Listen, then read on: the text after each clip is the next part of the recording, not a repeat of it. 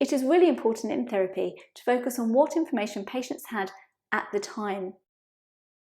Careful examination of the narrative and drawing out timelines and visualizations of how things looked at the time can be helpful. There is a useful sequence of Socratic questions to address the hindsight bias. When did you know what was going to happen? Was there any way to predict what was going to happen? What would you have done if you knew what was going to happen? And what was the main reason you did X and not Y?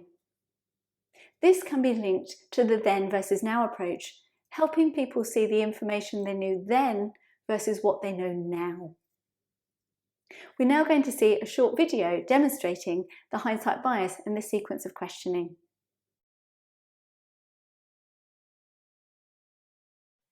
I keep thinking, if only I hadn't gone, this would never have happened. Other girls would never have been so stupid. It really is my fault.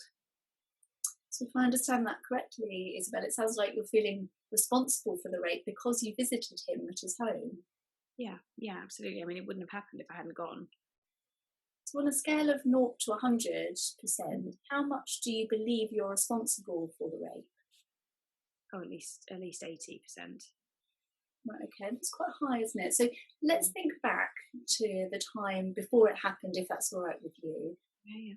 When he first asked you to come over for breakfast on the Sunday, were there any signs of his intentions at that point, Isabel? No, I don't think so. I mean, he'd been really nice to me up until then. Right, so he'd been nice up until then. So when was the time when you first realised you were going to be raped? I think it was the moment when he locked the door and took away the key. It wasn't until then. Okay, so you didn't actually know his intentions then before you got into the house? Yeah, no, I didn't, that's right.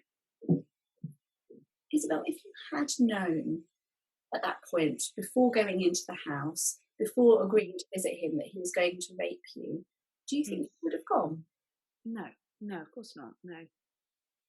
So what was the main reason then that you agreed to go and visit him rather than avoiding him? Well, he'd been really nice up until then. We'd been seeing each other for a little while and I was attracted to him. I mean, it never occurred to me that he was going to be violent. Right, okay. So it didn't occur to you he was going to be violent. So is it fair to say that at the time when you agreed to visit, you could have had no idea what was going to happen? Yeah, I think that's fair to say. I mean, there were no signs at all that was going to happen. So if you consider, Isabel, what you knew before going into the house, okay, how responsible do you believe you were for the rape on a scale of 0 to 100%?